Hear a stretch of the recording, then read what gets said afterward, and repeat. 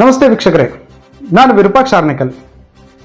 ದಾವಣಗೆರೆ ದಕ್ಷಿಣ ವಿಧಾನಸಭಾ ಕ್ಷೇತ್ರದ ಉಪಚುನಾವಣೆಗೆ ಸಂಬಂಧಿಸಿದಂತೆ ಈಗ ಕಳೆದ ಹಲವಾರು ವಿಡಿಯೋಗಳಲ್ಲಿ ಸಾಕಷ್ಟು ಮಾಹಿತಿನ ನಾನು ನಿಮಗೆ ತಿಳಿಸ್ಕೊಟ್ಟಿದ್ದೇನೆ. ಆ ವಿಡಿಯೋಗಳಲ್ಲಿ ಕಳೆದ 8 ಚುನಾವಣೆಗಳಲ್ಲಿ ದಾವಣಗೆರೆ ದಕ್ಷಿಣ ವಿಧಾನಸಭಾ ಕ್ಷೇತ್ರದ ಕಳೆದ 8 ಚುನಾವಣೆಗಳಲ್ಲಿ ಯಾವ ಪಕ್ಷದ ಪರ್ಫಾರ್ಮೆನ್ಸ್ ಯಾವ್ಯಾವ ರೀತಿ ಇತ್ತು ಅನ್ನೋದು ಒಂದು ವಿಡಿಯೋ ಆದ್ರೆ, ಇನ್ನೊಂದು ವಿಡಿಯೋದಲ್ಲಿ ಈ ಕ್ಷೇತ್ರದಲ್ಲಿ ಎಷ್ಟೆಷ್ಟು ಜಾತಿವಾರು ಜನಸಂಖ್ಯೆಯ ಮತಗಳಿದ್ದಾರೆ, ಅಂದ್ರೆ ಯಾವ್ಯಾವ ಸಮಾಜದ ಎಷ್ಟೆಷ್ಟು ಮತಗಳಿದ್ದಾವೆ, ಯಾವ್ಯಾವ ಜಾತಿಯವ್ರದ್ದು ಎಷ್ಟೆಷ್ಟು ಮತ ಇದೆ ಅನ್ನೋದನ್ನು ತಿಳಿಸ್ಕೊಟ್ಟಿದ್ದೇನೆ. ಅದೇ ರೀತಿ ಈ ದಾವಣಗೆರೆ ದಕ್ಷಿಣ ವಿಧಾನಸಭಾ ಕ್ಷೇತ್ರಕ್ಕೆ ಯಾವ್ಯಾವ ಏರಿಯಾಗಳು ಬರ್ತವೆ, ಯಾವ್ಯಾವ ಗ್ರಾಮ ಪಂಚಾಯತಿ ಬರ್ತವೆ, ಯಾವ್ಯಾವ ಜಿಲ್ಲಾ ಪಂಚಾಯತಿ ಬರುತ್ತೆ, ಯಾವ್ಯಾವ ತಾಲೂಕ್ ಪಂಚಾಯತಿ ಬರುತ್ತೆ ಅನ್ನೋದನ್ನ, ಹಾಗೂ ಕಳೆದ ಚುನಾವಣೆಗಳಲ್ಲಿ ಏನೇನು ಆಗಿತ್ತು ಅನ್ನೋದನ್ನ ಪ್ರತಿಯೊಂದರ ವಿವರವನ್ನು ಸಂಪೂರ್ಣವಾಗಿ ನಾನು ನಿಮಗೆ ಕಳೆದ ವಿಡಿಯೋಗಳಲ್ಲಿ ತಿಳಿಸ್ಕೊಟ್ಟಿದ್ದೇನೆ. ಈ ವಿಡಿಯೋದಲ್ಲಿ ನಾನು ನಿಮಗೆ ಅತಿ ಮುಖ್ಯವಾದ ಅಂಶವನ್ನು ತಿಳಿಸ್ಕೊಡಕ್ಕೆ ಇಷ್ಟಪಡ್ತಾ ಇದ್ದೇನೆ. ಅದು ಏನು ಅಂದ್ರೆ, ಈ ಉಪಚುನಾವಣೆಯಲ್ಲಿ ಕಾಂಗ್ರೆಸ್ ಪಕ್ಷದಿಂದ ಯಾರು ಅಭ್ಯರ್ಥಿ ಆಗ್ಬೋದು, ಬಿಜೆಪಿ ಪಕ್ಷದಿಂದ ಯಾರು ಅಭ್ಯರ್ಥಿ ಆಗ್ಬೋದು, ಯಾರ್ಯಾರು ರಾಷ್ಟ್ರೀಯ ಪಕ್ಷಗಳ ಟಿಕೆಟ್ ಆಕಾಂಕ್ಷಿಗಳಿದ್ದಾರೆ, ಹಾಗೂ ಅವರ ಹಿನ್ನೆಲೆ ಏನು, ಅವರು ಯಾರು ಅನ್ನೋದನ್ನ ಸಂಪೂರ್ಣವಾಗಿ ನಿಮಗೆ ತಿಳಿಸ್ಕೊಡೋಕ್ಕೋಸ್ಕರ ಈ ವಿಡಿಯೋನ ಮಾಡಿದ್ದೇನೆ. ವೀಕ್ಷಕರೇ, ಕಳೆದ ವಿಡಿಯೋಗಳ ಮಾಹಿತಿ ಹಾಗೂ ಈ ವಿಡಿಯೋದ ಮಾಹಿತಿ ವಾಸ್ತವ ಮತ್ತು ಸತ್ಯಾಂಶವಾಗಿದ್ದು, ಗ್ರೌಂಡ್ ರಿಪೋರ್ಟ್, ಲೋಕಲ್ ಆಗಿದ್ದು ತಿರುಗಾಡಿ ತಿಳ್ಕೊಂಡು ಇನ್ಫಾರ್ಮೇಶನ್ ಕಲೆಕ್ಟ್ ಮಾಡಿ ಎಲ್ಲ ಸೋರ್ಸ್ಗಳಿಂದ ಕಲೆ ಹಾಕಿರೋ ಮಾಹಿತಿನ ನಾನು ನಿಮಗೆ ತಿಳಿಸ್ಕೊಡ್ತಾ ಇದ್ದೀನಿ. ನಿಮ್ಗೆ ಇಷ್ಟ ಆಗಿದ್ರೆ, ಸರಿ ಅಂತಿದ್ರೆ ಸಬ್ಸ್ಕ್ರೈಬ್ ಮಾಡಿ, ಶೇರ್ ಮಾಡಿ, ಮತ್ತೊಬ್ಬರಿಗೆ ಈ ಮಾಹಿತಿನ ತಿಳಿಸಿ ಅಂತ ಹೇಳ್ತಾ ಈ ವಿಡಿಯೋನ ಮುಂದುವರಿಸ್ತಾ ಇದ್ದೀನಿ. ಮೊದಲನೇದಾಗಿ ಬಿಜೆಪಿ ಪಕ್ಷದಿಂದ ಯಾರ್ಯಾರ ಆಕಾಂಕ್ಷಿಗಳಿದ್ದಾರೆ ಅನ್ನೋದನ್ನ ತಿಳಿಸೋಕೆ ಇಷ್ಟಪಡ್ತೀನಿ. ಯಾಕಂದ್ರೆ ಈ ಸಾರಿ ಕಾಂಗ್ರೆಸ್ ಪಕ್ಷದಲ್ಲಿ ಟಿಕೆಟ್ ಗೊಂದಲದ ಗೂಡಾಗಿದೆ. ಯಾಕೆ ಗೊಂದಲದ ಗೂಡಾಗಿದೆ? ಇಷ್ಟು ದಿನ ಶಾಮನೂರು ಶಿವಶಂಕರಪ್ಪನವರು ಪ್ರತಿಷ್ಠಿಸಿದ್ದ ಈ ದಾವಣಗೆರೆ ದಕ್ಷಿಣ ವಿಧಾನಸಭಾ ಕ್ಷೇತ್ರ ಇದುವರೆಗೂ ಯಾರು ನನಗೆ ಟಿಕೆಟ್ ಬೇಕು ಅಂತ ಕೇಳ್ತಾನೆ ಇರಲಿಲ್ಲ. ಶಾಮನೂರು ಶಿವಶಂಕರಪ್ಪ ಇರೋವರೆಗೂ ಅವ್ರಿಗೆ ಯುನಾನಿಮಸ್ ಆಗಿ ಬಿಟ್ಟಿದ್ರು. ಅವರೇ ಕ್ಯಾಂಡಿಡೇಟು, ಅವರೇ ವಿನ್ನಿಂಗ್ ಕ್ಯಾಂಡಿಡೇಟು, ಅವ್ರು ಬಿಟ್ರೆ ಮತ್ತೆ ಯಾರು ನಮಗೆ ಟಿಕೆಟ್ ಬೇಡ ಕೇಳ್ತಾ ಇದ್ರು. 1, 2, 3 ಕೇಳ್ತಾ ಇದ್ರು, ಆದ್ರೆ ಒತ್ತಾಯ ಇರಲಿಲ್ಲ. ಏನೋ ಕೇಳ್ಬೇಕು ಅನ್ನೋ ರೀತಿಯಲ್ಲಿ ಕೇಳ್ತಾ ಇದ್ರು. ಆದ್ರೆ ಶಾಮನೂರು ಶಿವಶಂಕರಪ್ಪನಿಗೆ ಸಂಪೂರ್ಣವಾಗಿ ಕ್ಷೇತ್ರವನ್ನ ಬಿಟ್ಕೊಟ್ಟಿದ್ರು ಅವ್ರು ಇರೋವರೆಗೂ. ಹಾಗಾಗಿ ಸತತವಾಗಿ 4 ಬಾರಿ ಅವರೇ ಗೆಲ್ತಾ ಇದ್ರು. ಅವರ ದೈವಾಧೀನರಾದ ಕಾರಣವಾಗಿ ಈ ಸಾರಿ ಆ ಕ್ಷೇತ್ರವನ್ನ ಅವರ ಕುಟುಂಬದಲ್ಲೇ ಯಾರಿಗಾದ್ರೂ ಒಬ್ರಿಗೆ ಕೊಡಬೇಕು ಅನ್ನೋದು ಒಂದು ಭಾಗದ, ಅಂದ್ರೆ ಕಾಂಗ್ರೆಸ್ನ ಒಂದು ಭಾಗದವರ ಧ್ವನಿ ಆದ್ರೆ, ಇನ್ನೊಂದು ಭಾಗದವರದು ಇಲ್ಲ, ಅವ್ರ ಕುಟುಂಬಕ್ಕೆ ಕೊಡಬಾರದು, ಮುಸ್ಲಿಮರಿಗೆ ಕೊಡಿ, ಬೇರೆಯವ್ರಿಗೆ ಅವಕಾಶ ಮಾಡಿಕೊಡಿ, ಅಥವಾ ಹೈಂದವರಿಗೆ ಕೊಡಿ ಅನ್ನೋದು ಇನ್ನೊಂದು ಭಾಗದ ಒತ್ತಾಸೆಯಾಗಿದೆ. ಅವರ ಕುಟುಂಬದಲ್ಲಿ ಟಿಕೆಟ್ ಕೊಡೋದಾದ್ರೆ ಯಾರಿಗೆ ಕೊಡಬೇಕು ಅನ್ನೋದು ಒತ್ತಾಸೆ ಇದ್ರೆ, ಅವರ ಮಗ SS ಗಣೇಶ್ ಅವರಿಗೆ ಟಿಕೆಟ್ ಕೊಡಬೇಕು. ಅವರು SS ಗಣೇಶ್ ಅವರಿಗೆ ದಾವಣಗೆರೆ ದಕ್ಷಿಣ ವಿಧಾನಸಭಾ ಕ್ಷೇತ್ರದಲ್ಲಿ ಸ್ವಲ್ಪ ಅಡ್ಡಾಡಿದ ಮತ್ತು ಜನಸಂಪರ್ಕ ಇದೆ. ಯಾಕಂದ್ರೆ ಅವ್ರ ಫ್ಯಾಕ್ಟ್ರಿ, ಅವ್ರ ಕುಕ್ವಾಡ ಶುಗರ್ ಫ್ಯಾಕ್ಟ್ರಿ ಇದೇ ದಾವಣಗೆರೆ ದಕ್ಷಿಣ ವಿಧಾನಸಭಾ ಕ್ಷೇತ್ರದ ಬರುತ್ತೆ. ಅದಡಿ ಜಿಲ್ಲಾ ಪಂಚಾಯತಿ, ಲೋಕಿಕೆರೆ ಜಿಲ್ಲಾ ಪಂಚಾಯತಿ ಹಾಗೂ ದಾವಣಗೆರೆ ನಗರದ ಕೆಲವು ಭಾಗಗಳಲ್ಲಿ SS ಗಣೇಶ್ ಅವರಿಗೆ ತುಂಬಾ ಕಾಂಟ್ಯಾಕ್ಟ್ಸ್ ಇದೆ, ತುಂಬಾ ಜನಗಳ ಜೊತೆ ಒಡನಾಟ ಇದೆ, ತುಂಬಾ ಚೆನ್ನಾಗಿದೆ. ಅವರು ಕೂಡ ಟಿಕೆಟ್ ಆಕಾಂಕ್ಷಿ ಆಗಿದ್ದಾರೆ ಅವ್ರ ಕುಟುಂಬದಲ್ಲಿ.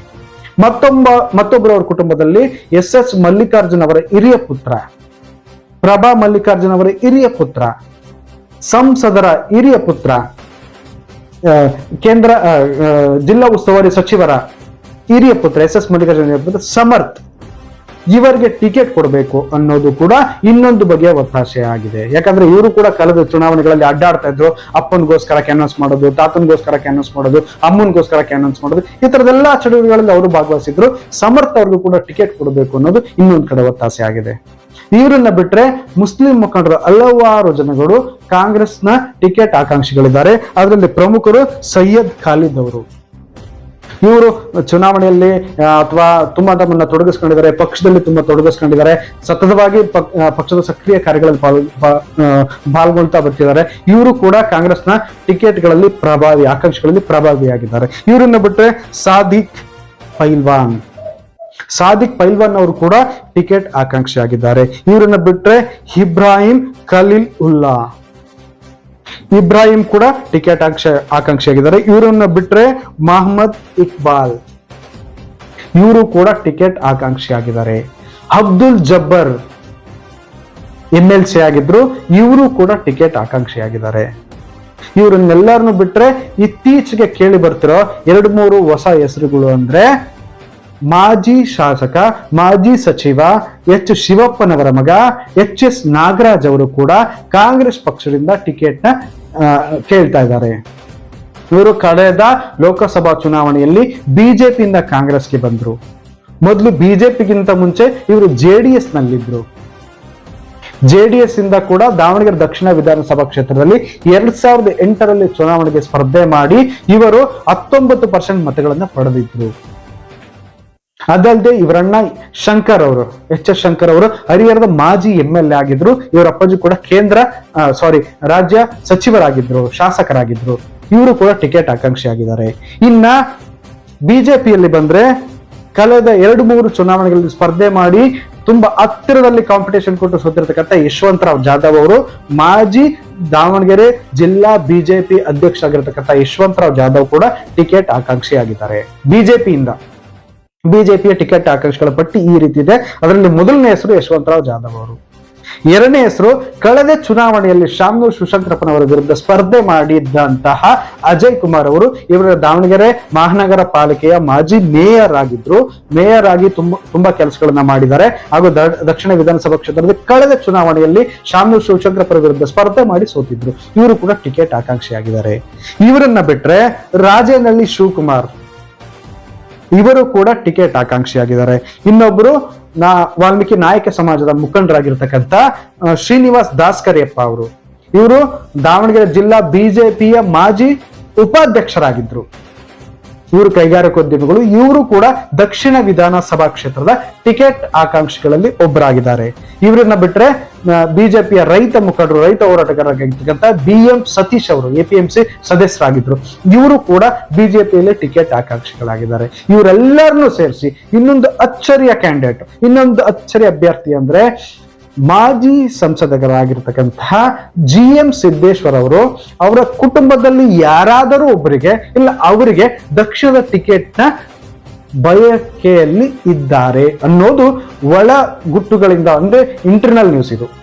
ಬಿಜೆಪಿಯಲ್ಲಿ ಒಳಗೆ, ಆಮೇಲೆ ದಕ್ಷಿಣ ವಿಧಾನಸಭಾ ಕ್ಷೇತ್ರದ ಒಳಗೆ ಅಡ್ಡಾಡ್ತಿರತಕ್ಕಂಥ ವಿಚಾರ ಇದು.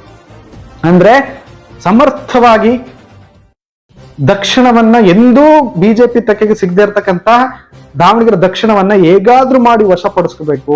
ಯಾಕಂದ್ರೆ ಲಿಂಗಾಯತ ಸಮುದಾಯದ ಮತಗಳು ತುಂಬಾ ಹೆಚ್ಚಿಗೆ ಇದೆ. ಜೊತೆಗೆ GM ಸಿದ್ದೇಶ್ವರ ಅವ್ರಿಗೆ ಈಗ ಸದ್ಯ ಯಾವುದೇ ಅಧಿಕಾರದಲ್ಲಿಲ್ಲ. ಆಮೇಲೆ ಬಿಜೆಪಿ ಈಗ ಒಡೆದ ಮನೆ ಆಗಿದೆ, ಅದರಲ್ಲಿ 2 ವಿಭಾಗವಾಗಿದೆ. ಅವೆಲ್ಲವನ್ನು ಸರಿದೂಗಿಸ್ಕೋಬೇಕು. ಇವೆಲ್ಲವನ್ನು ಸರಿದೂಗಿಸ್ಕೊಂಡು ದಾವಣಗೆರೆ ದಕ್ಷಿಣ ಸಭಾ ಕ್ಷೇತ್ರವನ್ನ ಹೇಗಾದ್ರೂ ಮಾಡಿ ಬಿಜೆಪಿ ತೆಕ್ಕೆಗೆ ವಶಪಡಿಸ್ಕೋಬೇಕು ಅಂದ್ರೆ ಅದು GM ಸಿದ್ದೇಶ್ವರ್ ಅವರು ಅಥವಾ ಅವರ ಕುಟುಂಬದವರಲ್ಲಿ ಯಾರಾದ್ರೂ ಒಬ್ರು, ಅವ್ರ ಮಗ ಆಗಿರ್ಬೋದು, ಅವ್ರ ತಮ್ಮ ಆಗಿರ್ಬೋದು, ಅವ್ರ ಕಡೆಯಿಂದ ಸಾಧ್ಯ. GM ಸಿದ್ದೇಶ್ವರ ಅವರೇ ನಿಲ್ಬಹುದು. ಈ ತರದ ಮಾತುಗಳು ಕೂಡ ಒಳಗೆ ಅಡ್ಡಾಡ್ತಾ ಇದೆ. ನಿಂತರೂ ಕೂಡ ಗೆಲ್ಬಹುದು, ಏನೋ ಗೆಲ್ಲದೇ ಇಲ್ಲ ಅಂತ ಹೇಳಕ್ಕಾಗಲ್ಲ. ಯಾಕಂದ್ರೆ ಬಿಜೆಪಿಯಲ್ಲಿ ಕಾಂಗ್ರೆಸ್ ಅಲ್ಲಿ ಇಷ್ಟೊಂದು ಟಿಕೆಟ್ ಗೊಂದಲಗಳು ಇರೋದ್ರಿಂದ ಈ ಅಡ್ವಾಂಟೇಜ್ ನ ಬಿಜೆಪಿ ತಗೊಂಡು ಗೆಲ್ಲುವ ಅವಕಾಶಗಳು ಹೆಚ್ಚಾಗಿದೆ.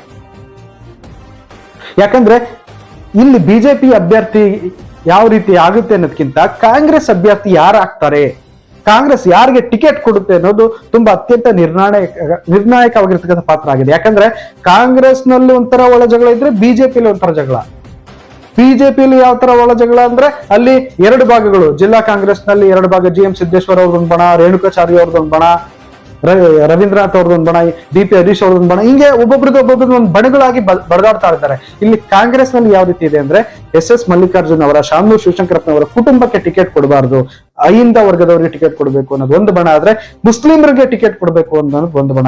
ಇವೆಲ್ಲ ಕಿತ್ತಾಟದ ಮಧ್ಯೆ, ಇವೆಲ್ಲ ಜಗಳಗಳ ಮಧ್ಯೆ, ಇವೆಲ್ಲ ಒಳ ಪಿತೂರುಗಳ ಮಧ್ಯೆ ಈ ಸಾರಿ ದಾವಣಗೆರೆ ದಕ್ಷಿಣ ವಿಧಾನಸಭಾ ಕ್ಷೇತ್ರ ತುಂಬಾ ರಂಗೇರಿರ್ತಕ್ಕಂತಹ, ತುಂಬಾ ಕುತೂಹಲ ಕೆಳಗಿರತಕ್ಕಂತಹ, ತುಂಬಾ ಇಂಟ್ರೆಸ್ಟಿಂಗ್ ಮ್ಯಾಟರ್ ಆಗಿರ್ತಕ್ಕಂಥ ಚುನಾವಣೆ ಆಗಿದೆ.